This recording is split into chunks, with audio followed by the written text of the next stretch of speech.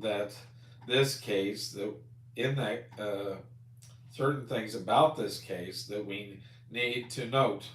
This case was an acknowledged situation which had no need of proof.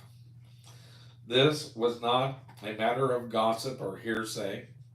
Paul would never have brought up something like this if it had simply been a rumor.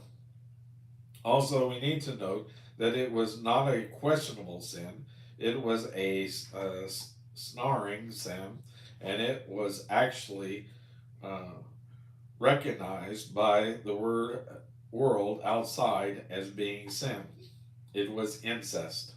And this is the contrast to questionable activities which should not be brought out in the open and dealt with by the church. Let me give an illustration of what I mean. A lady was converted in the church where I served as a pastor. She called me one day about 3 months after her conversion and she was very disturbed. She said, I'm very disappointed and very discouraged. I have been a chain smoker and have wanted to give up cigarettes. I have tried for 3 months and I have failed.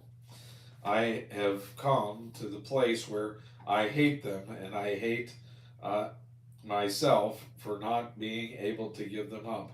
What should I do? I gave her several suggestions. I said, look, this is a questionable sin and it is one that you hate and want to give up. I don't blame you. Your testimony is involved. First of all, continue to pray and ask your personal friends to continue to pray for you, as you say they are doing. Also, I will pray for you. I know God will give you the victory because you want it. Secondly, don't be discouraged. And thirdly, the thing is, please do not tell it to the dear saints in the church. If you do, they will absolutely skin you alive because they consider it the worst sin in the world.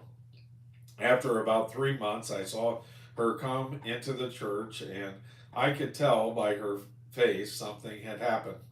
After the service, she could hardly wait to talk to me. She said, I have wonderful news for you. From the day I talked to you down to the present, I haven't smoked once. God has given me deliverance. Now, smoking is one of the things I classify as a questionable sin.